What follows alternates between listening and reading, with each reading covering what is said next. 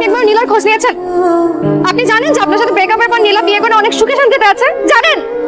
নীলা বিয়ে করছে? হ্যাঁ, বিয়ে করেছে। আমার জানতে মাত্র 2 দিন সময় লেগেছে, 2 দিন, যেটা আপনি 3 বছরেও জানতে পারেন। আর আমি আপনাকে কিছু জানাইনি, নীলার নাম্বারটা পর্যন্ত আপনাকে দেইনি, কারণ আমি মনে করি যে আপনি নীলার সাথে কথা বলার যোগ্যতাটা পর্যন্ত রাখেন না। আপনি সারা জীবন একা ছিলেন না, আপনি বাকিটা জীবন একাই থাকবেন। আপনি না কোনো সময় আমার চোখের সামনে আসবেন না, আমি আপনাকে দেখতে চাই না। তো আপনি আমার চোখের সামনে থেকে সরে যান, যান।